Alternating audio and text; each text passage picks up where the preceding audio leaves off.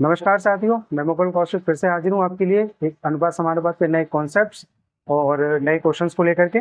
और आज के जो इम्पोर्टेंट टॉपिक्स में जो हम पढ़ने जा रहे हैं वो हमारे बहुत बेहतरीन कॉन्सेप्ट्स हैं, जो कि आपके क्वेश्चंस की बात करें तो वो क्वेश्चंस जो हैं इस टॉपिक से रिलेटेड काफ़ी पेपरों पूछे जाते हैं और काफ़ी इंपॉर्टेंट टॉपिक है आपके लिए आज का। तो मैं आशा करता हूँ कि आप अपने घर पर काफ़ी अच्छे होंगे और अच्छे से रह करके तैयारी कर रहे होंगे। और इसी कड़ी में आगे बढ़ते हुए हम आज की क्लास को शुरू करते हैं। तो आज का हमारा जो टॉपिक अनुपात समानुपात का जो इम्पोर्टेंट टॉपिक है उसको हम डिस्कस करने जा रहे हैं। चलिए स्टार्ट करते हैं।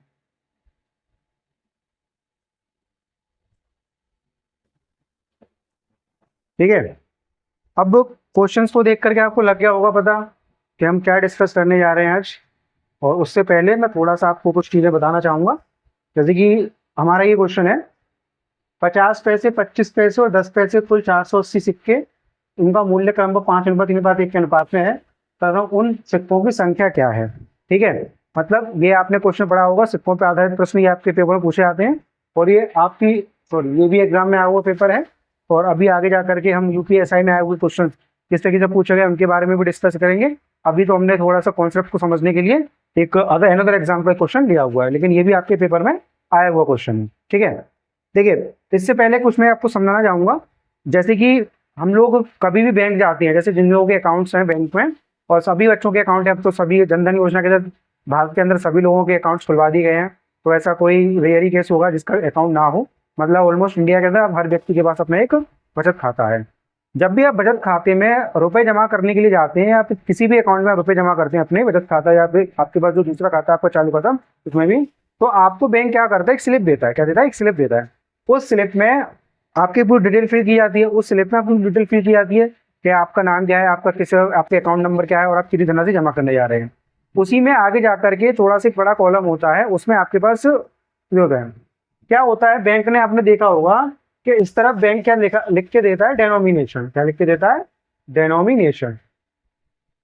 डेनोमिनेशन में क्या होता है, तो मूल्य का रुपए देते हैं। जैसे मूल्य अपने पास, जैसे आपके पास 2000 का नोट है, आपके पास 500 का नोट है, 200 का है,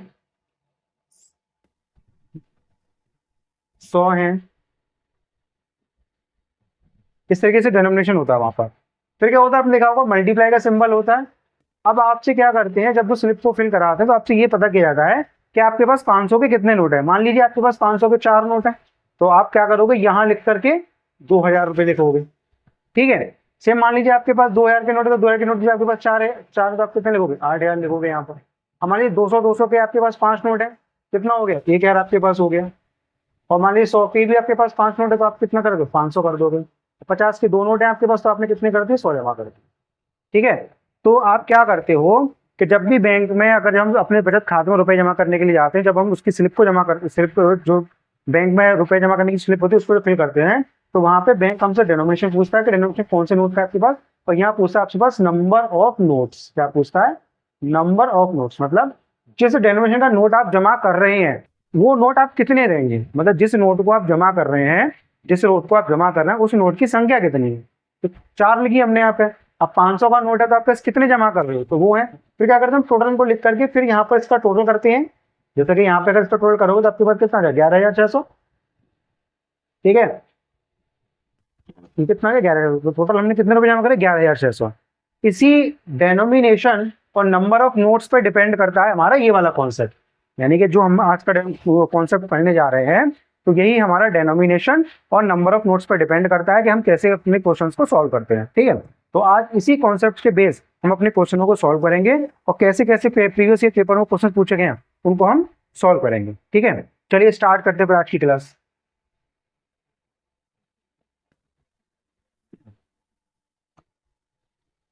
पहला क्वेश्चन, 50 पैसे, 25 पैसे, 10 पैसे के कुल 480 सिक्के हैं।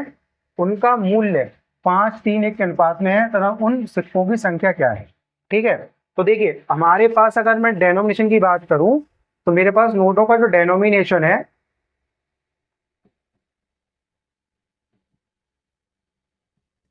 वो है 50 पैसे, आपके पास 25 पैसे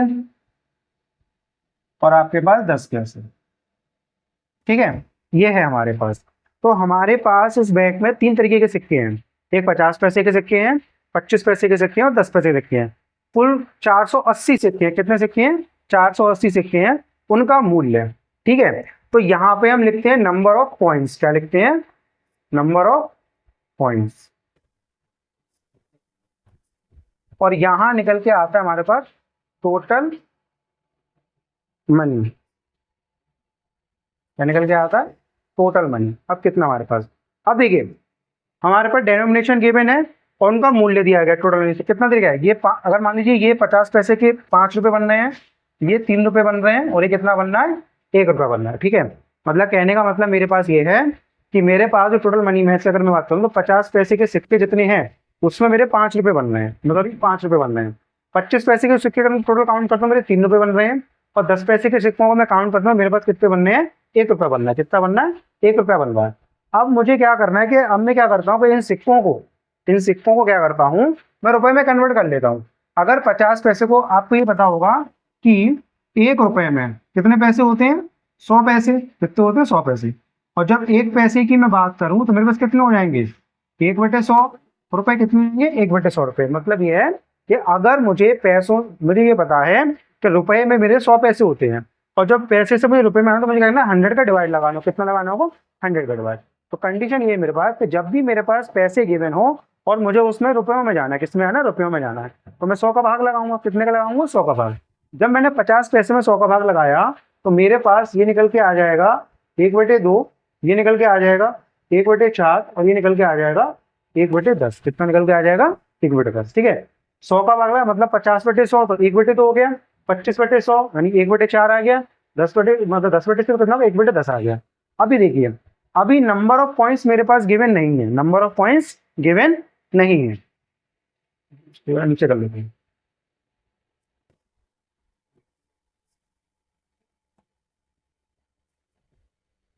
ठीक है। तो ये मेरे पास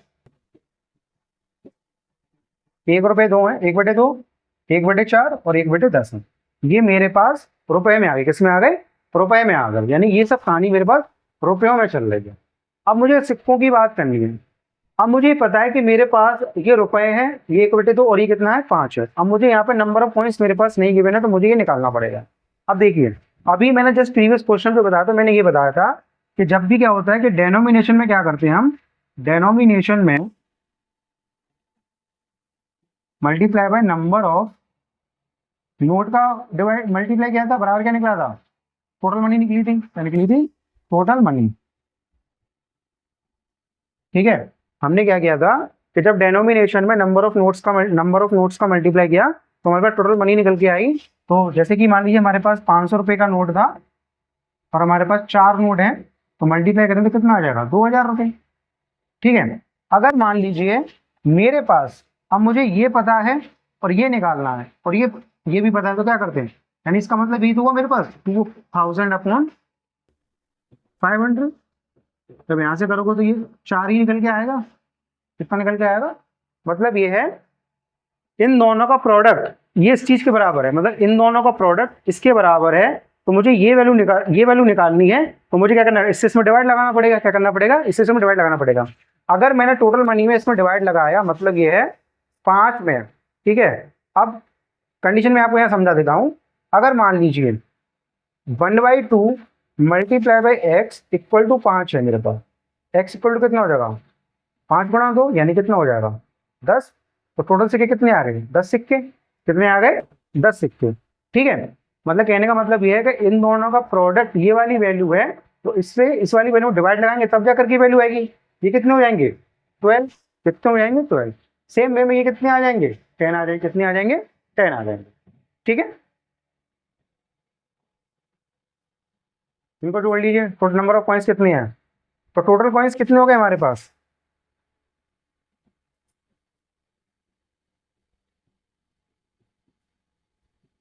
32। कितने हो गए? 32। यानी कि टोटल नंबर ऑफ पॉइंट्स मेरे पास कितने आ रहे हैं? 32 आ रहे हैं। अब यहाँ कितने हैं मेरे पास? 480। तो इसका मतलब ये है कि 32 की वैल्यू क्या आ रही है? 32 की वैल्यू मेरे पास 480 है। कितनी है? तो 16 से 2 बार, 16 से 30 बार, यानी कि 1 से कितना गया? 15 बार। तो मेरे पास 1 यूनिट वैल्यू कितनी आ जाएगी? 15 आ जाएगी। कितनी आ जाएगी? 15 आ जाएगी। अब मुझे बताना है क्या, सिक्कों की संख्या। अब सिक्कों की संख्या मेरे पास कहाँ पे डिपेंड कर रही है? सिक्कों की संख्या मेरी जो है वो कहाँ पर है? यहाँ पर है। तो जब 10 का गुणा मैंने 15 में किया, 10 का गुणा 15 में किया, तो मेरे पास ये कितने आ जाएंगे? यानी कि मेरे पास सिक्कों की संख्या निकालने के लिए एक कंडीशन बनेगी 10 गुणा 15 की, यानी कितना आ जाएगा? 150। दूसरी बनेगी 12 गुणा 15 की, यानी कितने बनेगी? 180। तीसरी जो बनेगी कितनी बनेगी? 10 गुणा 15, यानी कितना हो गया? 150। यानी कि 150, 80, 150, यानी कि मेरे पास ऑप्शन नंबर थर्ड। तो मेरे पास जो इसका आंसर आएगा कितना आएगा? थर्ड वाला आ जाएगा 150, 180 और 150 थर्ड वाला। ठीक है। आई होप मैंने आपको अभी इस क्वेश्चन के थ्रू आपको आपका पूरा कॉन्सेप्ट समझाया है डिटेल में। तो थोड़ा सा आपको इधर उधर हो रहा होगा, लेकिन करने का तरीका हमारे पास सबसे बेस्ट यही है जो तरीका मैंने यहाँ आपको ये डिटेल में समझाया है। ठीक है। करने का तरीका हमारे पास यही होगा, मतलब number of denomination multiply by number of coins, और मल्टीप्लाई करेंगे दोनों का तो हमारे पास निकल के आएगा टोटल मनी। टोटल मनी के बेस पे हमने ये किया तो हमारे पास ये निकल के आ गया, और कैलकुलेट किया हमने तो हमारे पास ये आंसर निकल के आ गया। तो हमारे पास जो इसका आंसर है वो 150 है, 180 और 150 है। इसमें हमें जो कॉन्सेप्ट ध्यान रखने पे रखना है कि रुपए को पैसे में कन्वर्ट कैसे किया जाता है, पहला कॉन्सेप्ट ये ध्यान रखना है, और दूसरा कॉन्सेप्ट डेनोमिनेशन और नंबर ऑफ पॉइंट्स का मल्टीप्लाई करेंगे तो निकल के आएगा टोटल मनी। बाद बाकी का सारा हमारे कैलकुलेशन का पार्ट है। ये हमें थोड़ा सा अपने चीज़ों को लेकर के चलना होता है, इन चीज़ों को हमें ध्यान रखना होगा। ठीक है। आई होप आपको समझ में आ गया होगा अब तक।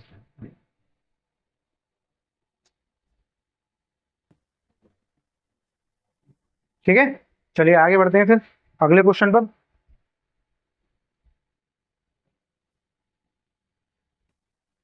एक और बढ़िया क्वेश्चन उसी की बेस पर। चलिए दूसरा क्वेश्चन देखते हैं हम अपना। देखिए क्या कह रहा है, एक बैग में 216 रुपए क्रमशः दो 2:3:4 के अनुपात में है। 1 रुपए 50 पैसे और 25 पैसे के सिक्के हैं। 25 पैसे के सिक्कों की संख्या कितनी होगी, हमें ये बताना है। मतलब ये कह रहा है हमारे पास एक बैग में 216 रुपए, कितने रुपए? 216 रुपए हैं, जो कि 2, 3, 4 के अनुपात में है। ठीक है। 1 रुपए 50 पैसे 25 पैसे के सिक्के हैं, तो 25 पैसे के सिक्कों की संख्या कितनी होगी? अब देखिए डेनोमिनेशन में अगर हम बात करें तो हमारे पास 1 रुपया 50 पैसे और 25 पैसे दिए गए, 1, 1/2 और 1/4। ठीक है। नंबर ऑफ कॉइन्स की बात हमसे पूछी जाएगी। ठीक है। अब टोटल मनी अगर हम देखें यहाँ पर तो कितनी है? 2, 3, 4, 2, 3, 4। अभी ध्यान रखना है यहाँ पर कि 216 रुपये ऑलरेडी इसमें डिवाइड कर रहा है, तो अगर हम इनको ऐड करेंगे तो 3 और 2 5 और 9, तो 9 का मतलब 216 दिया गया है, एक का मतलब कितना हो गया? 24। 24 हो गया। कितना हो गया? 24। और अगर हम 25 पैसे के सिक्कों की संख्या पर पहले 25 रुपये कुल रुपए निकाल लेते हैं, तो जब इसका ऐसा मल्टीप्लाई किया तो हमारे पास कितने बनेंगे जी? 96 रुपये। कितने बनेंगे? 96 रुपये। अब 96 रुपये बने हैं मेरे पास। पूछ रहे क्या रहा है? नंबर ऑफ कॉइन्स की बात कर रहा है। क्या कर रहा है? नंबर ऑफ कॉइन्स की बात कर रहा है। तो मैंने ये बताया था आपको कि जब हम क्या करते हैं, इन दोनों का मल्टीप्लाई करते इन दोनों का मल्टीप्लाई करते तो हमारे पास ये नंबर निकल के आता है। तो अब हमें क्या करना है कि 96 में क्या करना है? 4 का मल्टीप्लाई करने कितना आ जाएगा? 384। कितना आ जाएगा? 3। तो मेरे पास जो नंबर ऑफ पॉइंट्स है कितने आ जाएंगे? 384। कितने आ जाएंगे? 384। तो मेरे पास जो सिक्कों की संख्या है वो कितनी है? 384 है। ठीक है, ऐसे कर लेते हैं इसे।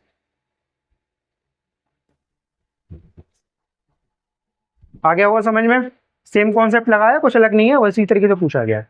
ठीक है, चलिए आगे बढ़ते हैं।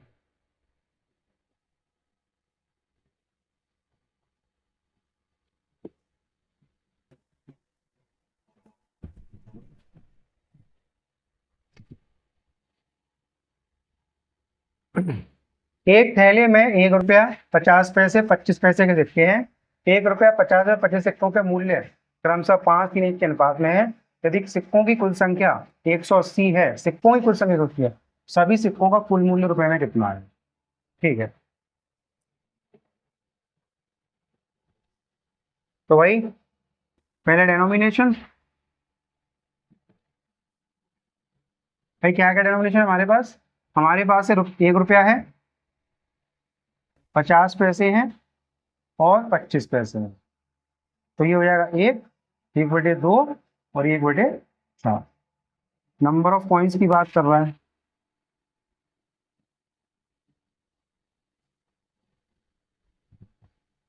अब क्या कह रहा है हमसे? अच्छा, मूल्य क्रमशः 5 नहीं, तो मूल्य कह रहा है टोटल मनी।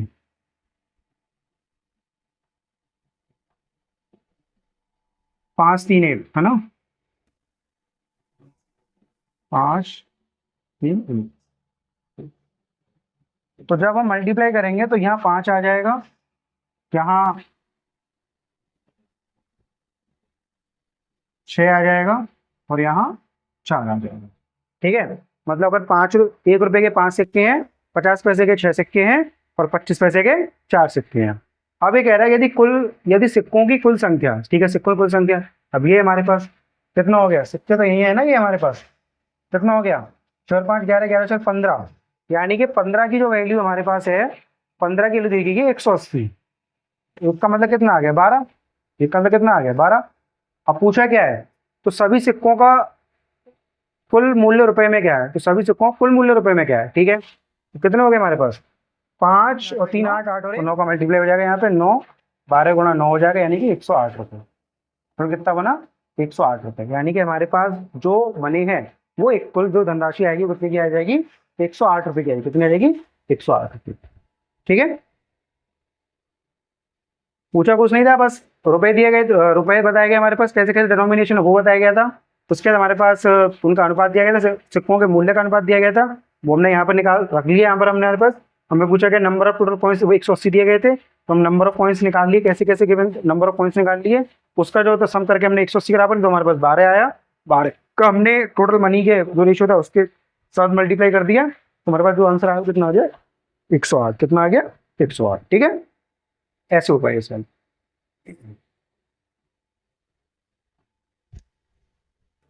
ठीक है, समझ में आ रहा होगा।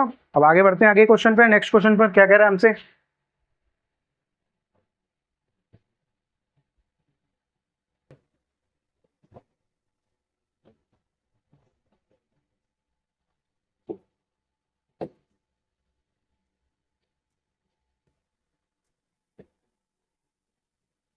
एक बैग में 10 पैसे, 25 पैसे, 50 पैसे और 1 रुपए के सिक्के हैं, जो कि 14 6 10 5 के अनुपात में है। सिक्कों का अनुपात दिया गया है। ठीक है, तो इस सभी सिक्कों को मिलाकर कुल मूल्य 64 रुपए 50 पैसे रुपए है। यदि केवल 1 रुपए के सिक्के स्वीकार्य हैं और कम से कम मूल्य वर्ग के नहीं, तो मौद्र राशि को दोगुना करने के लिए कितने अतिरिक्त 1 रुपए के सिक्कों की आवश्यकता होगी? ठीक है, यूपीएसआई का आया क्वेश्चन 2017 में पूछा गया था, तो देख लेते हैं। ठीक है, सबसे पहले भाई डेनोमिनेशन देख लेते हैं। जो हमारे पास है 10 पैसे, 25 पैसे, 50 पैसे और 1 रुपया। अब इसको अगर हम चेंज कर लें तो ये 1/10, 1/4, 1/2 और 1 में। ठीक है, चलिए अब ये कह रहा है हमारे पास टोटल मनी और नंबर ऑफ कॉइन्स। ये 14 है, ये 6 है, ये 10 है और ये 5 है। मल्टीप्लाई करेंगे इन दोनों का, जब इनका मल्टीप्लाई करें तो हमारे पास आएगा 7/5। ठीक है, इसका मल्टीप्लाई करेंगे तो 7/5 आ गया। इसका जब करेंगे तो ये आ जाएगा 3/2। इसका करोगे तो ये 5 और ये भी कितना आ जाएगा? 5। अब इनको ऐड करना है हमारे पास यहाँ से 7/5, 3/2, 5 + 5 ये निकल के आया। ठीक है ना, अब इनको हमें क्या करना है? ये टोटल मनी है 12.9 इक्वल कितने के हो गए हमारे पास? 12.9 इक्वल आ जाएगा हमारे पास 64.50 पे। ठीक है, फिर आ गया यहाँ पे कर दो इसे। अब यानी कि ये 1290 बराबर आ जाएगा 6450।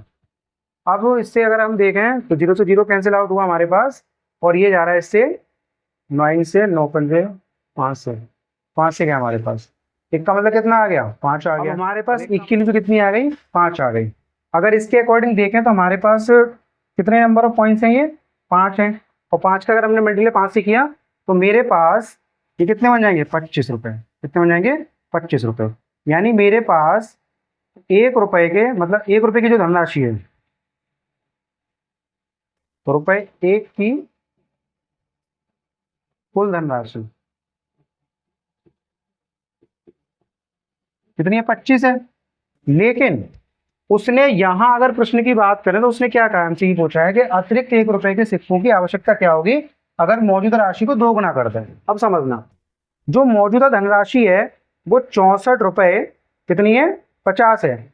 अगर मैंने इसको दोगुना किया तो मेरे पास कितने आ गए 129। कितने आ गए 129 रुपए, यानी कि 129 रुपए आए। अब 129 में अगर आप देखोगे तो 25 तो मेरे पास ऑलरेडी है भाई। 129 में से अगर मैं ये घटा दूं 25 तो मेरे पास कितने आ गए, ये बचे 104 रुपए। कितने बचे 104 रुपए। अब जो 104 रुपए की जो धनराशि है वो तो मेरी इसमें जो अपने पास 10 पैसे 50 पैसे के कम में, लेकिन मुझसे ये कह रहा है कि मुझे कितने 1 रुपए के अतिरिक्त सिक्कों की आवश्यकता राशि को दोगुना करने के लिए, तो मुझे 104 सिक्कों की आवश्यकता होगी। क्यों, क्योंकि टोटल उसका 64 रुपए 50 पैसे का जब मैं दोगुना करूंगा तो मेरे पास 129 आएगा। 129 में 25 रुपए मेरे ऑलरेडी क्या ऑलरेडी किसके चल रहे हैं मेरे पास, क्योंकि अभी निकाला था 25 रुपए की धनराशि 1 रुपए की धनराशि के साथ चल रहे हैं। तो मुझे जो 1 रुपए का अतिरिक्त सिक्के चाहिए कितने चाहिए 104, यानी कि मेरा जो आंसर आया कितना हो जाएगा 104। यानी इस प्रश्न का जो आंसर है मेरे पास कितना आएगा 104 आ जाएगा। यानी कि 64 रुपए 50 पैसे को जब मैं दोगुना करूंगा तो मेरे पास 129 आएगा। उस 129 में 25 रुपए मेरे पास पहले से ही 1 रुपए की फॉर्म में है, और मुझे बाकी का 125 जो रुपए बच रहे हैं उनको मुझे 1 रुपए के सिक्कों की फॉर्म में लेके आना है। तो मेरे पास जब 125 रुपए है 104 रुपए हैं, 104 को जब मैं लेकर के आऊंगा किसमें 1 रुपए की फॉर्म में, तो मेरे पास कितना निकल के आ जाएगा 104 आ जाएगा। कितना आ जाएगा 104 आंसर अपने पास। ठीक है, अच्छा क्वेश्चन है। थोड़ा सा यहाँ एक कंडीशन उन्होंने अप्लाई कर दी, उस कंडीशन के अकॉर्डिंग ये थोड़ा सा क्वेश्चन इधर तो हमारे थोड़ा सा निकल के आता है। ठीक है, समझ में आ गया होगा आप सभी को। भाई आप देख लीजिए सॉल्यूशन क्या किया है कैसे किया है।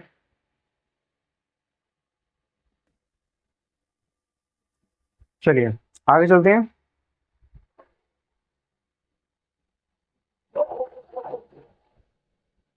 अगला क्वेश्चन, एक डिब्बे में ₹56 के 1 रुपए वाले 50 पैसे वाले और 25 पैसे वाले सिक्के हैं। उनमें से 50 पैसे वाले सिक्कों की संख्या 25 पैसे वाले सिक्कों की संख्या से दोगुनी है और 1 रुपए वाले सिक्कों की संख्या चौगुनी है। तो उन 50 पैसे के सिक्कों की संख्या कितनी है। ठीक है, सिक्के कैसे कैसे हमारे पास 1 रुपए 50 पैसे और 25 पैसे, यानी तो 1/2 और 1/4। ठीक है, अब सिक्कों की संख्या का जो अनुपात है वो थोड़ा उसने इस बार दोगुना तिगुना करके दिया है। क्या कह रहा है 50 पैसे वाले सिक्कों की संख्या 25 पैसे वाले सिक्कों से दोगुनी है और 1 रुपए वाले 5 सिक्कों से चौगुनी है। 1 रुपए वाले सिक्कों से 4 गुनी है। तो उन 50, ठीक है, तो 50 पैसे का रिलेशन पहले तो उसने 25 पैसे के साथ दिया है, फिर 50 पैसे का रिलेशन किससे दिया है हमारे पास 1 रुपए से दिया है। ठीक है, तो हम ऐसा करते हैं पहले 1 रुपए के सिक्के मान लेते हैं। तो मान लीजिए 1 रुपए का सिक्का अगर 1 है तो 50 तो और 1 रुपए वाले सिक्के से चौगुनी है, इससे कितनी हो गई 4 गुनी।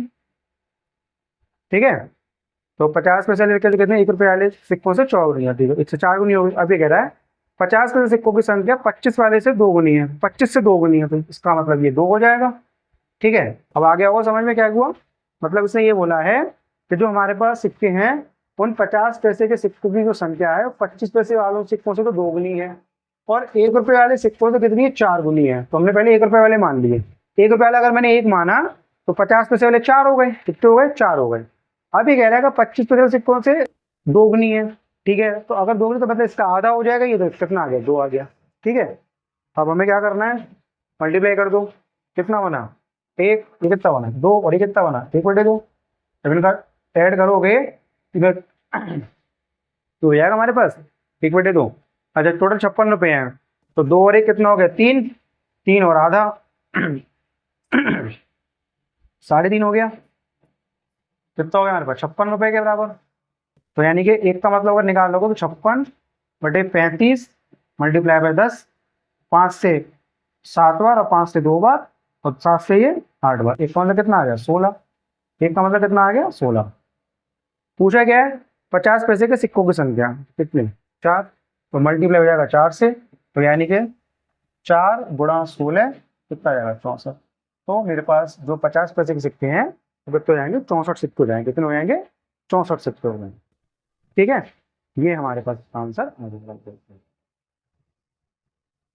आपके सिक्के से कैसे कैसे क्वेश्चन पूछे जाते हैं वो मैंने सारे इसमें शामिल कर लिए हैं, क्योंकि सिक्के का जो कॉन्सेप्ट आप जब कर लोगे आज तो आपको आगे जाकर के दिक्कत नहीं आएगी।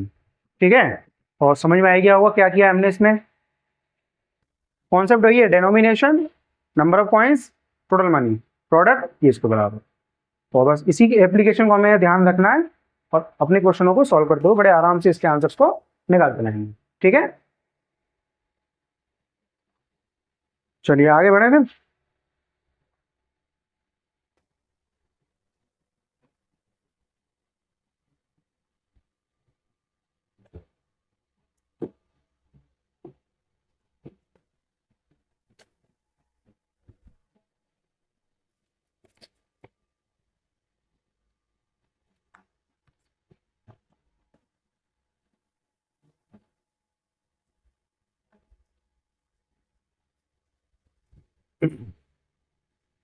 एक थैले में 305 रुपए की राशि 4:5:7 के अनुपात में है।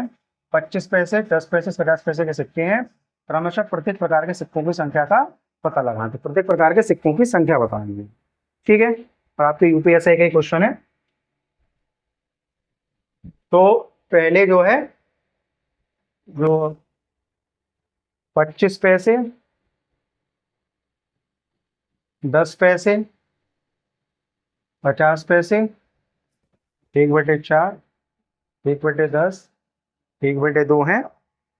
ठीक है, 4, 5 और 7। ठीक है, मल्टीप्लाई कर लो इसका, तो यहाँ से 1 रुपये 1 बन जाएगा। इसे करोगे तो ये अपने पास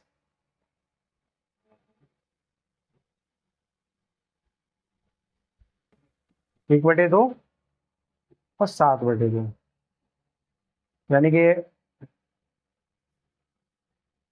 1 प्लस 0.5 प्लस 3.5। तो ये बना टोटल हमारे पास कितना 4 और 1 5। 5 का मतलब कितना है 305। कितनी बार गया 61 बार।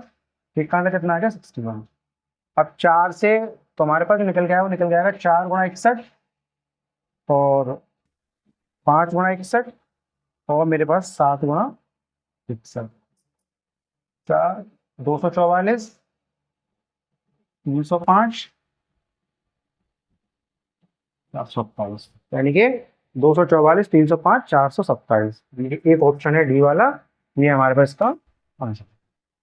ठीक है, ज्यादा कुछ नहीं था, छोटा सा ही कॉन्सेप्ट था। उसने बस ये पूछा था हमसे 25 पैसे, 10 पैसे, 50 पैसे सिक्के दिए गए थे, उनका अनुपात दिया था 4:5:5, दोनों का प्रोडक्ट किया तो हमारे पास 1 रुपये आधा रुपये और ये 7/2 किया, तो ये हमारे पास आ गया। 2 ऐड किया तो 5 और 5 to 305 यानी कि 61 आ गया। 61 का मल्टीप्लाई 50 किया तो हमारे पास 244, 305, 427, ये आंसर निकल के आ गया। ठीक है,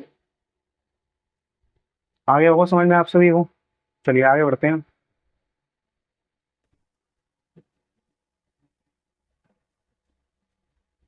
हाँ, ये कॉन्सेप्ट मुझे आपको बताना था, इसको समझ में पहले तब इस क्वेश्चन पे बढ़ेंगे। ठीक है, देखिए ये कॉन्सेप्ट जो है मुझे आपको बताना है उसको जान लेते हैं हम। मैंने आपको जब इसका अनुपात समानुपात की जब बेसिक जो क्लास ली थी, मतलब फर्स्ट जो लेक्चर था उसमें बताया था अनुपात के बारे में कि जब हम समान राशि की तुलना करते हैं तो उस स्थिति को हम बोलते हैं क्या अनुपात की स्थिति। जब हम समान अनुपात की तुलना करते हैं, जब हम समान अनुपात की स्थिति की तुलना करते हैं तो वो कंडीशन बनती है हमारे पास किसकी समानुपात की। किसकी बनती है समानुपात की। ठीक है, तो यहाँ पर जो समझने की चीज है वो हमारे पास है समानुपात। क्या है? समानुपात। समानुपात की जो स्थिति है वो ये है हमारे पास, जब दो अनुपात की तुलना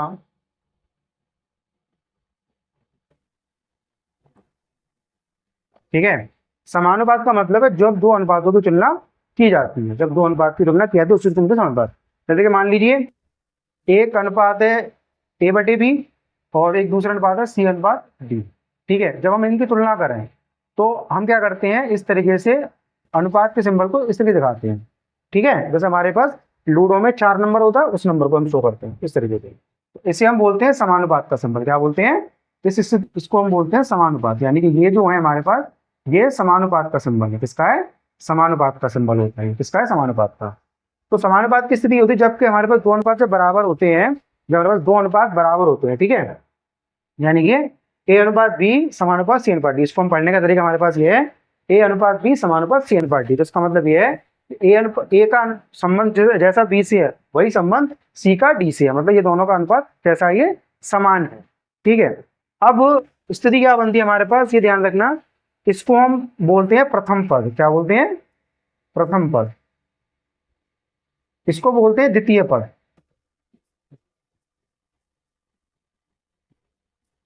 इसे बोलते हैं तृतीय पद। और इसे बोलते हैं चतुर्थ पद। ठीक है, क्या बोलते हैं? चतुर्थ पद। उसी के साथ ठीक है, अगर मैं ए और डी की बात करूं तो यहां पे इन्हें बोलेंगे हम बाह्य पद। क्या बोलेंगे? बाह्य पद भी बोलते हैं। और बी और सी को हम यहाँ का बोलेंगे ए और डी हो गए बाह्य पद, अंतः पद।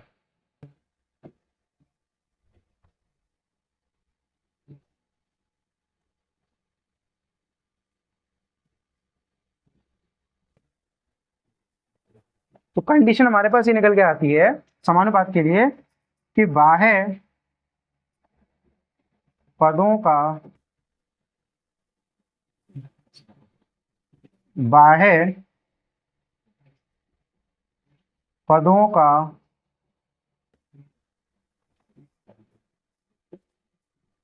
गुणनफल बराबर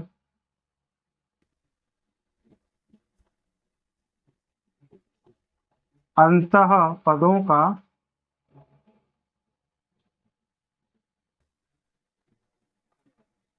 ठीक है। तो हमारे पास इसकी बनती है बाह्य पदों का गुणनफल बराबर अंतः पदों का गुणनफल। यानी कि हमारे पास जब दो अनुपात आपस में बराबर होते हैं, जब दो अनुपात आपस में बराबर होते हैं तो उसमें हम पदों को क्या बोलते हैं वो मैंने आपको उसके नाम बता दिए। और हम ए और डी को बाह्य पद बोल देते हैं और बी और सी को अंतः पद। तो हमें स्थिति मिलती है कि बाह्य पदों का गुणनफल बराबर क्या होता है? बाह्य पदों का गुणनफल बराबर होता है अंतः पदों के गुणनफल के बराबर होता है। ठीक है, तो ऐसा क्यों होता है? क्योंकि हम ए अपॉन बी लिखेंगे यहाँ से और क्या लिखेंगे? सी अपॉन डी लिखेंगे। तो हम क्या करते हैं इसमें क्रॉस प्रोडक्ट करते हैं। क्या करते हैं? क्रॉस प्रोडक्ट करते हैं। तो हमारे पास यहाँ से जो निकल के आएगा कितना निकल जाएगा? ए इंटू डी बाह्य पद हो गए और यहाँ क्या निकल के आएगा? बी इंटू सी। ठीक है, हो गया हमारे पास अंतः पद उनको बराबर बाह्य पद हो गए। ठीक है, इसलिए मैंने ये आपको स्थिति बताई थी। ठीक है, आप इन चीजों इसके फंडामेंटल को समानुपात के जो क्वेश्चन बनते हैं उसमें इस बेसिक को ध्यान रखना कि प्रथम पद क्या है, द्वितीय पद क्या है, तृतीय पद क्या है, चतुर्थ पद क्या है। और दूसरा फॉर्मूला हमारे पास कंडीशन ये है कि अंतः पदों गुणनफल बराबर बाह्य पदों गुणनफल होता है। एक ये स्थिति आपको ध्यान रखनी है। एक चीज और मैं आपको बताना चाहूंगा यहाँ पर, उस चीज को याद रखना। अब ये तो समझ में आ गया होगा आप सभी को, स्क्रीनशॉट ले लीजिए इसका। एक चीज जो मैंने आपको बतानी वो यहाँ पर यह है कि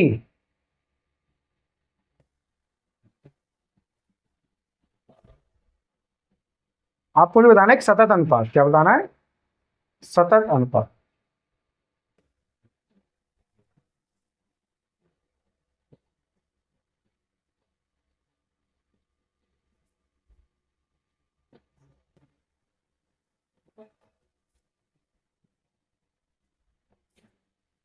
जैसे मान लीजिए आपसे बोला जाएगा ए बी सी सतत अनुपात में है, क्या है, ए बी सी सतत अनुपात में है।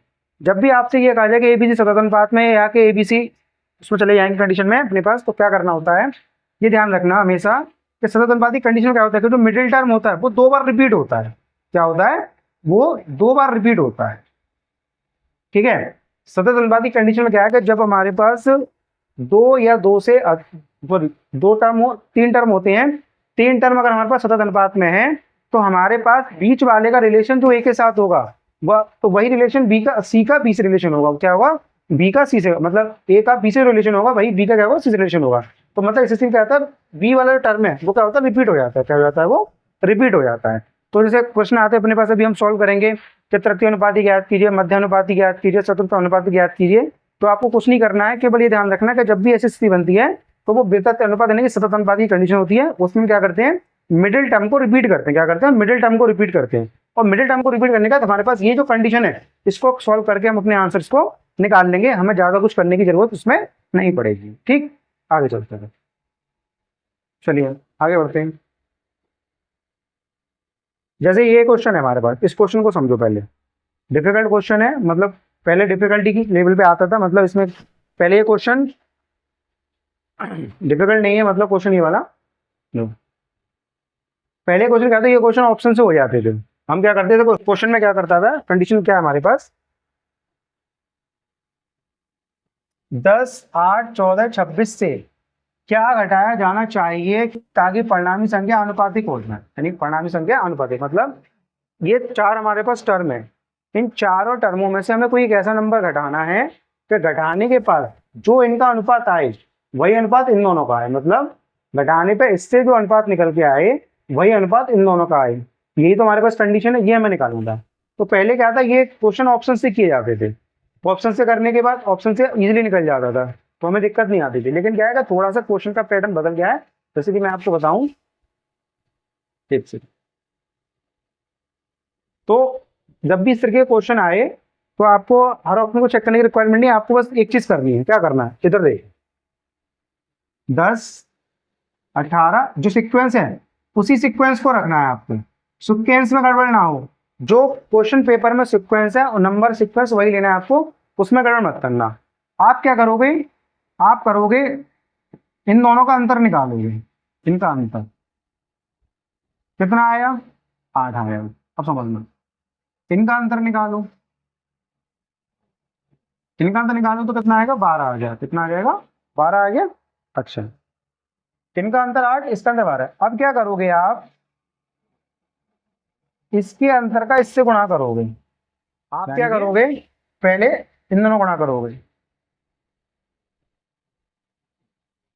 इन दोनों गुणा करोगे,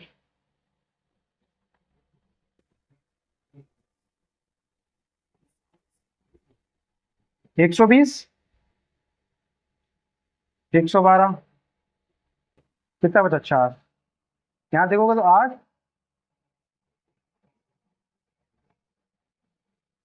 कितना आ गया, तो 2 हमारे पास क्या आ जाएगा, इसका आंसर आ जाएगा। कितना आ जाएगा, 2 आ जाएगा। मतलब ये है कि आपके पास जो संख्या है आप उनको रखोगे 10, 18, 14, 26 को, पहले 2 नंबरों का अंतर, फिर बाद के 2 नंबरों का अंतर, इस वाले मतलब पहले नंबरों का जो अंतर आया उसके बाद का जो पहला नंबर है उससे मल्टीप्लाई करोगे, और इन दोनों का जो पहला नंबर है उससे उसको मल्टीप्लाई करोगे। आपने मल्टीप्लाई कर लिया, जब ऐसा करोगे तो 12 गुणा 10 माइनस 14 गुणा 8, और फिर इन दोनों का डिफरेंस यानी 12 माइनस 7। तो आपने ये किया 112, 112 कितना बचा, 8 आ गया, 7 से बैठ 2 आ गया। तो इस क्वेश्चन को हमको ऐसे करना है। ठीक है, कंडीशन में आ गई, क्या करना है। अभी जो बच्चे पहले पढ़ रहे होंगे तो उनको थोड़ा सा लग रहा होगा कंप्लीट, लेकिन इसीलिए मैंने बताया है कि इसको इस तरीके से करना है आपको, क्योंकि इस पैटर्न को बताने का आप चाहें तो ऑप्शन से लगा के कर सकते हैं, ऑप्शन से भी हो जाएगा, कोई दिक्कत नहीं है। क्योंकि आप देखोगे जब इसमें देखो 10 में जब 2 जोड़ोगे तो ये 2 गया, 8 बचा, राइट कितना बचा, 16। तो कितना आ गया, 1:2, कितना आ गया, 1 में। तो 10 में 2 गया तो 8, और राइट कितना 16, कितना आ गया, 1:2। अब यहाँ से करोगे तो कितना आ गया, 12, तो कितना आ गया 24, तो कितना आ गया 1:2। तो देखो 1:2, 1:2 अब भी आ रहा है। ऐसे करके आप वो ऑप्शन से आपके पास कैसे कर सकते हो, लेकिन करने का तरीका हमारे पास ये होता है, इसको ऐसे करते हैं। ठीक है, चलिए, क्योंकि अभी क्या है जो लेटेस्ट पैटर्न में आ रहा है क्वेश्चन उसको भी डिस्कस करेंगे, तो उसके लिए पैटर्न के लिए हमें ये चीज आना जरूरी है।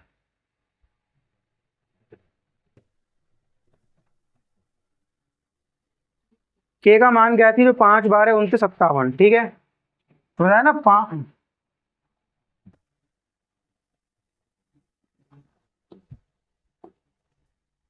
5 है, 12 है, 29 है और 57 है। डिफरेंस 7, डिफरेंस कितना आ गया, 17 में से 9 गए तो 8 और 4 में 2 गए तो 2। तो ये आएगा मेरे पास 5 × 28, ठीक है, और 29 × 7 माइनस 28 माइनस 7, तो 63 की 3, 6 बचा, 14 कितना का 2 माइनस कितना आ गया 140, 21। तो यहाँ से ऊपर बचेगा 63 बटे 21, कितनी आ गया 3 बार, 3 आ जाएगा आंसर, कितना 3, उसका आंसर कितना आ जाएगा 3। ये पैटर्न को समझते चलना, क्योंकि ये हमारे लिए बहुत आवश्यक है, क्योंकि अभी हम एक ऐसा क्वेश्चन करेंगे जिसमें हमें इस वाली कॉन्सेप्ट की रिक्वायरमेंट होगी, और वो प्रीवियस पेपर में आया हुआ क्वेश्चन है। ये भी आपके प्रीवियस पेपर में आया हुआ क्वेश्चन है, और जो मैं पूछूंगा अभी वो भी प्रीवियस पेपर में आया हुआ क्वेश्चन है, ठीक है। अब चलते हैं आगे बढ़े। बिल्कुल, ठीक है। क्वेश्चन नंबर 9 देख लेते हैं अब हम, क्या कहा है क्वेश्चन नंबर 9 में।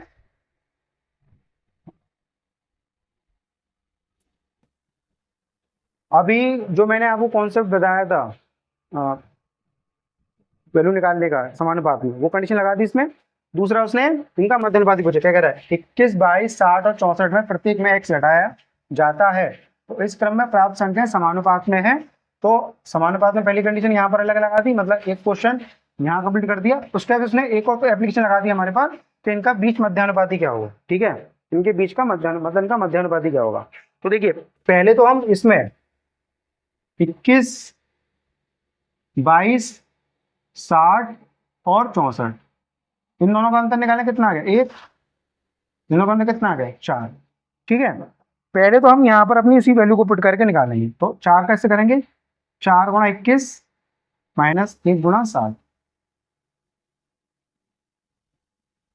84,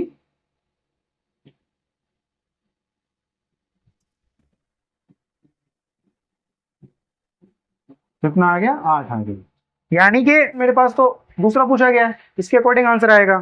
तो अब हमें क्या करना है इसमें कि जो मेरे पास ही दिया गया है x + 1 और 7x + 8, पहले तो मुझे वैल्यू पुट करके यहाँ कितना हो जाएगा 8 + 1, तो यहाँ करोगे तो 8 7 × 8 + 8 कितना हो गया, ये 9 आ गया, और ये अपने आवाज करोगे तो कितना 8 अगर कॉमन लिया तो 64, ये कितना आ गया 64 आ गया, ठीक है, 9 और 64।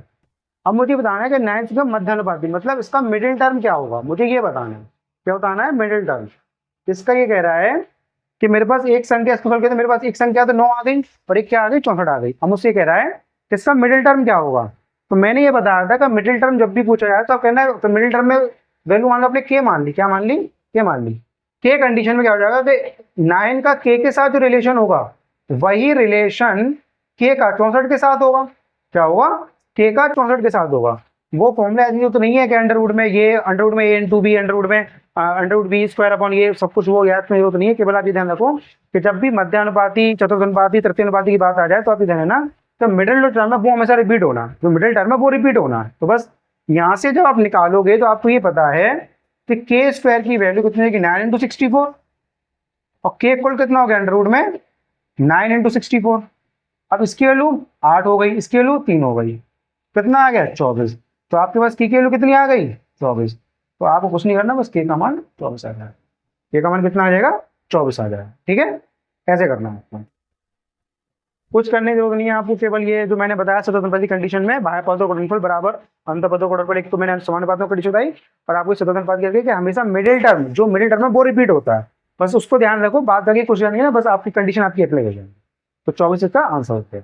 ठीक है, देख लीजिए।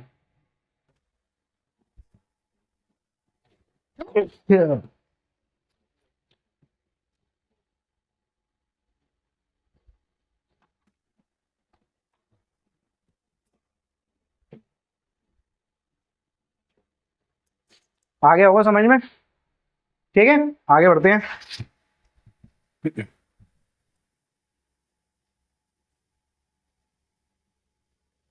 दो और 54 के बीच दो मध्यानुपाती ज्ञात कीजिए। मतलब ये कह रहा है, कंडीशन ये है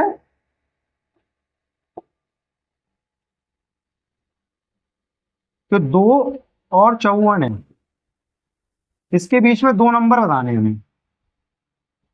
ठीक है, अब क्या होगा? तो मुझे ये पता है कि मध्यानुपाती यानी समानुपाती कंडीशन लगेगी इसमें। तो मुझे ये पता है कि यहाँ जो नंबर होगा x और यहाँ एक नंबर y मान लेते हैं।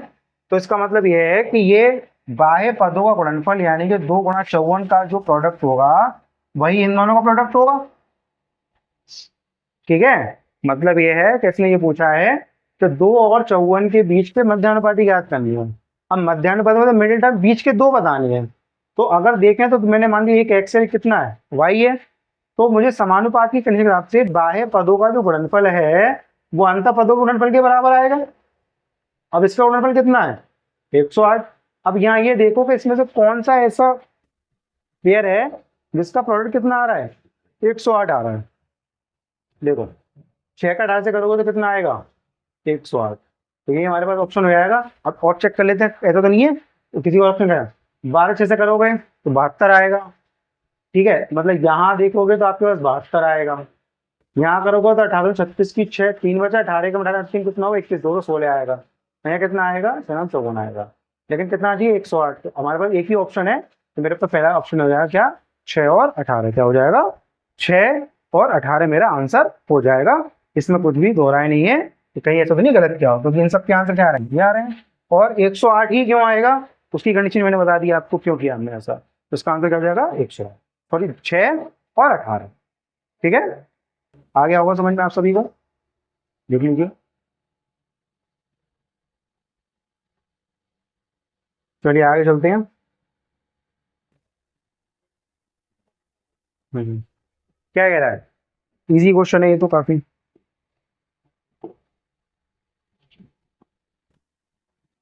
12 16 18 का चौथा समानुपात है। तो कंडीशन कुछ नहीं, बस वही करना है कि 12 का 12 16 18 चौथा, मतलब x मान लिया।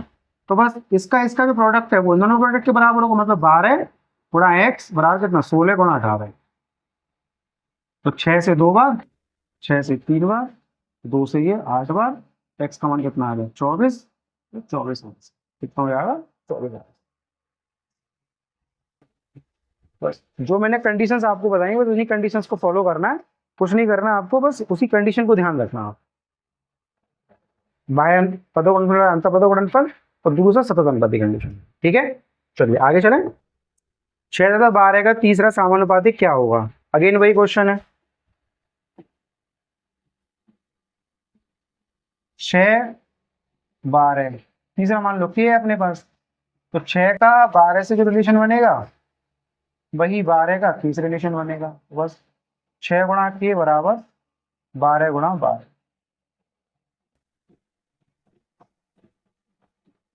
अगेन 24। ठीक है, बस वही दो कंडीशन ध्यान रखनी है। उसके बाद कोई फॉर्मूला रन करने की रिक्वायरमेंट नहीं है, बस वो कंडीशंस याद रखना।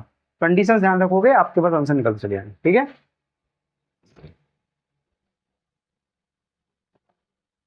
चलिए आगे बढ़ते हैं।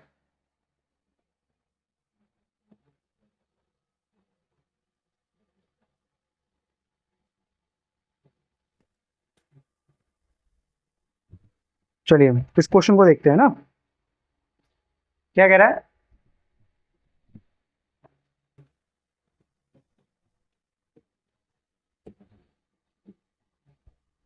ऐसी दो संख्याओं को ज्ञात है जिनका मध्य समानुपातिक 18 और तृतीय स्थान पे कितना हो 144 हो। ठीक है, अब देखिए कंडीशन समझ रहा है। कंडीशन क्या कह रहा है? कंडीशन में ये कह रहा है हमारे पास कि दो संख्या यानी का मात्र समानुपातिक, यानी कि एक x है और एक y है। इनका मध्य का नंबर कितना हमारे पास, ये यहाँ पे दिखा रहा है हमारे पास 18, कितना दिखा रहा है, 18 दिखा रहा है। नेक्स्ट कंडीशन में ये दिखा रहा है हमारे पास कि एक्स और वाई का तो कितना हो, 144, कितना हो, 144। यानी कि देखो अगर मैं इस कंडीशन के अकॉर्डिंग निकालता हूं तो मेरे पास ही निकल के आएगा एक्स 18, 18 और वाई। यहाँ जब एक्स में करोगे तो एक्स पे कितना आ जाएगा, 18 गुणा 18, यानी कि 324, कितना आ गया, 324। सेम अगर यहाँ से अगर आपने निकाली कंडीशन तो ये अपने पास ये बनेगी, एक्स का जो वाई से रिलेशन है तो वाई कितना का 144 से, तो यानी कि यहाँ से वाई स्क्वायर तो कितना 144 है। अब ज्यादा कुछ करने की जरूरत नहीं है, कैलकुलेशन करने की जरूरत नहीं है, डिटेल अगर करेंगे तो काफी बड़ा चला जाएगा। आपको करना क्या है, ये ध्यान रखिए, आपको ये पता है कि दोनों नंबरों का प्रोडक्ट कितना का 344, 324। अब यहाँ देखो अगर मैंने 6 और 42 को मल्टीप्लाई किया तो 6 से 12, एक बचा, कितना आ गया 252। तो 6 का 2 से मल्टीप्लाई 12 आया, 12 का 2 एक बचा, 452। अच्छा दूसरा इस वाले को देखो जरा, 9 का 6 से किया तो कितना आ गया, 54 की 4, 5 बचा, 9 27 से 5 कितना हो गया 32, 324 आ रहा है, 324 आ रहा है। देखो अब दूसरा क्वेश्चन करके अगले देख लो, 18 से कितना हो गया 54, नहीं आ रहा, 72 नहीं है, मतलब मेरे पास एक ही ऑप्शन है बी वाला जो कि मेरा सही रहता है, कितना हो जाएगा 9 और 36, कितना हो जाएगा 9 और 36। तो अगर हम इसको करें डिटेल में तो काफी बड़ा सॉल्यूशन है इसका, उस सॉल्यूशन करने की रिक्वायरमेंट नहीं है हमें, हम इजीली कर सकते हैं। मुझे ये पता है कि पहली कंडीशन से दोनों प्रोडक्ट नंबर कितना 324, अभी जो लास्ट प्रीवियस वन क्वेश्चन जो किया था हमने तो उसी से हो रहा है कि 324, तो केवल इन चारों ऑप्शन में से केवल एक ही ऑप्शन ऐसा जिसका प्रोडक्ट कितना था 324, तो वही मेरे पास आंसर हो जाएगा सेकंड वाला। ठीक है, सेकंड मेरे पास इसका क्या हो जाएगा, आंसर हो जाएगा। चलिए आगे बढ़ते हैं।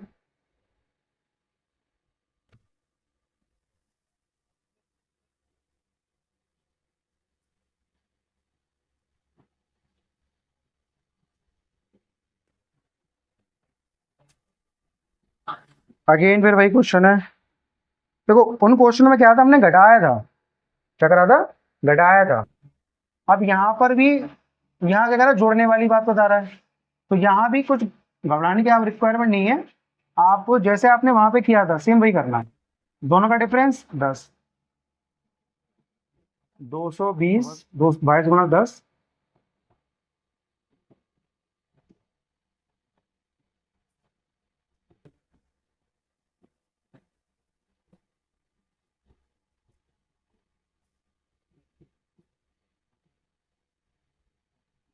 10 में से 5 की 5 बचे, 7 के 4।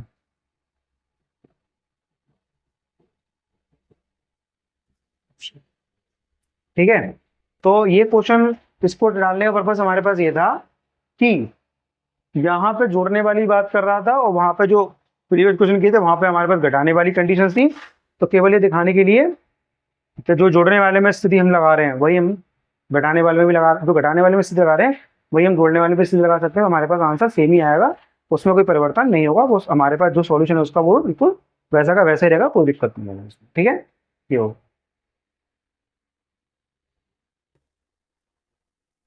ठीक है, आगे बढ़े फिर।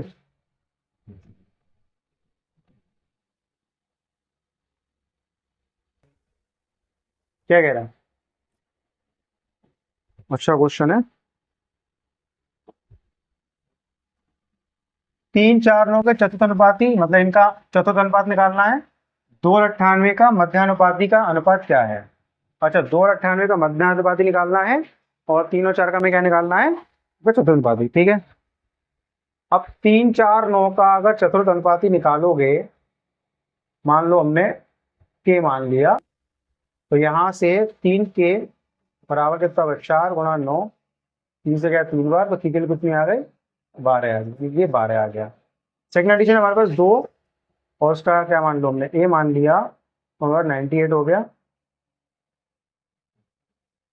तो 2 ए का डिस्टेंस ए और 98, तो ए स्क्वायर इक्वल टू कितना हो गया, 2 गुणा 98, तो अपने पास ए बराबर हो जाएगा,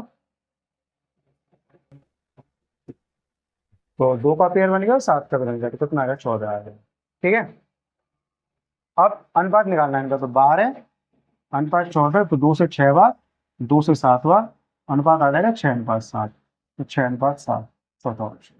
ठीक है, आगे जाकर के 7 अनुपात 6 भी है, तो ध्यान रखना ऑप्शन को टिक करने से पहले कि 6/7 आया है तो 6/7 ही लगेगा। हमें ऐसा ना करें कि उसमें 7/6 लगा करके चले आए कि हमारा तो बिल्कुल सही हो गया। ठीक है, तो ऑप्शंस पे भी निगाह मारना, क्योंकि ये भी है ये भी है, तो हमारे पास जो ऑप्शन आया, हमारा जो आंसर है वो 6/7 है, ना कि 7/6। ठीक है,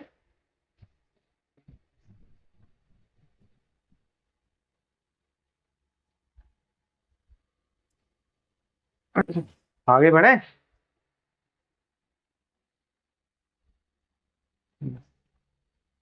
ये क्वेश्चन समझते हैं।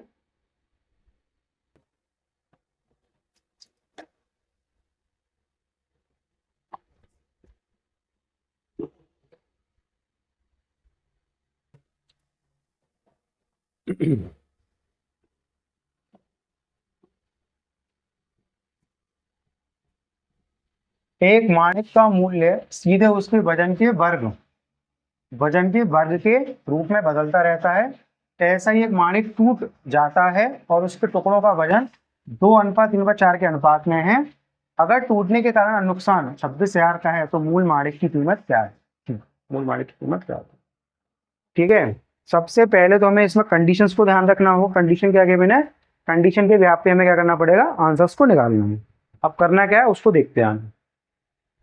देखो सबसे पहले वजन, माणिक का मूल्य मतलब जो रेट है वो उसके वर्ग, वजन के वर्ग थे, मतलब वजन यानी वेट, डब्ल्यू मतलब वेट हो गया, हर रेट हो गया, वर्ग वर्ग ऊपर बदलता है, मतलब जितना वजन होगा, वजन का हम स्क्वायर करेंगे तो हमारे पास रेट निकल के आ जाएगा। मतलब वजन है, वजन का स्क्वायर करेंगे तो रेट निकल के हमारे पास आ जाएगा। उसने ये बोला एक माणिक का मूल्य सीधे इसके वजन के वर्ग है ना, मूल्य यहाँ से यहाँ तक मूल्य सीधे उसके वजन के वर्ग के रूप में बदलता है। तो जितना वर्ग, जितना क्या कहते हैं वजन है, जितना माणिक का वजन है, वजन का हम वर्ग करेंगे तो हमारे पास मूल्य निकल के आ जाएगा। टूटे आता है तो वहां, ठीक है, अब ये ध्यान रखते हैं। अब वजन का अनुपात क्या है, 2:3/4। ठीक है, अब देखो टोटल कितना बैठ रहा है, 4 और 3 7 हो तो 9। ठीक है, अब इसका देखो टोटल अगर मान लो 9 ग्राम का था, टोटल मतलब 9 का था, तो 9 का जब स्क्वायर करोगे तो कितना आएगा, 81। मतलब ये जो है पूरा इसका क्या है, यहाँ पर ये डब्ल्यू है इसका, और यहाँ इसका रेट निकल के आ जाएगा। क्या निकल के आएगा, रेट निकल के आएगा। 4 का कितना हो गया, 16, इसका कितना हो गया 9, इसका कितना हो गया 4। ठीक है, तो मतलब ये है कि टोटल अगर हमने 9 मान लिया, 9 ग्राम का मान लिया, तो 81 रेट रुपये हो जाएगा उसका। और वो छोटे टुकड़े का जो 4 का था वो 16 का हो गया, 3 का था वो 9 का हो गया प्राइस उसका, और जो 2 ग्राम का था वो 4 का हो गया। ठीक है, अब समझता हूँ ये रेट इसका 81 है। अगर इनका टोटल किया हमने, इनका अगर टोटल करते हैं 16 और 50 कितना हो गया 29, कितना आ गया 29।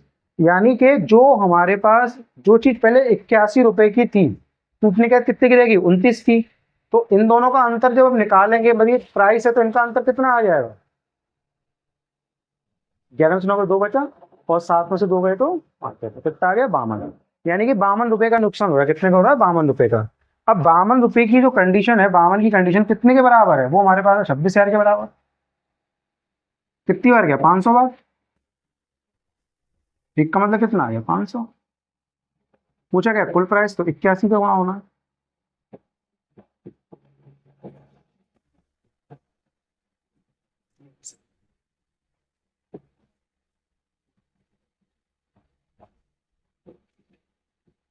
तो जो प्राइस था पाना 40,500 का, कितना था 40,500 का। मतलब जो प्राइस का जो उसका मूल्य था हमारे पास माणिक का, तो कितना हो गया 40,500 का। ठीक है, तो कंडीशन ये है हमारे पास कि माणिक का मूल्य सीधे उसके वजन के वर्ग के रूप में बदलता रहता है। ऐसे एक माणिक टूट जाता है और टुकड़ों का वजन 2-3 पर जाता है।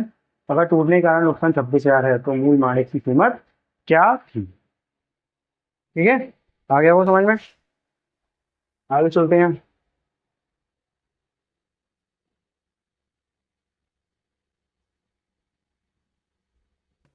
तो वही है, सेम कंडीशन पर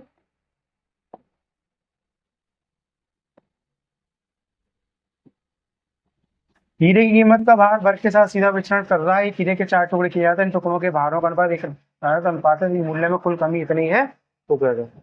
सेम कॉन्सेप्ट है, मतलब वही रेट जो है उसकी रेट जो है वजन की।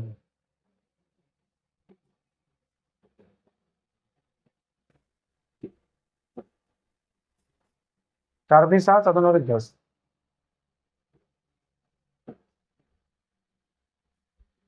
सौ हो गया, इसका 16, 9, 4, 6, तो प्लस प्लस प्लस करोगे तो कितना होगा 25, 32, अंतर 70, 70 का मतलब कितना रहेगा 42,000।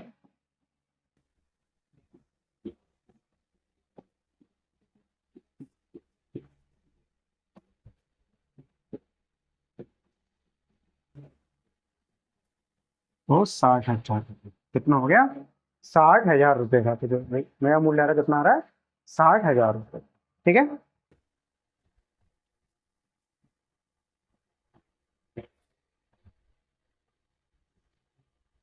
आ गया वो समझ में। करना कुछ नहीं है, जो मतलब टुकड़े दिए गए उनका सम करके टोटल उनका सम करके स्क्वायर करेंगे तो वो मेरे पास पूरे का रेट आ जाएगा, और उनके अलग अलग का करेंगे तो हमारे पास जो टुकड़े आए उनका रेट आ जाएगा। दोनों का जब अंतर निकाला तो जो अंतर है 70, वो नुकसान दे रहा है क्वेश्चन में 42,000। 70 से डिवाइड लगा 600, तो 100 का मतलब निकाल के कितना हो गया 60,000। तो 60,000 रुपये जो हीरे की मूल कीमत थी। ठीक है,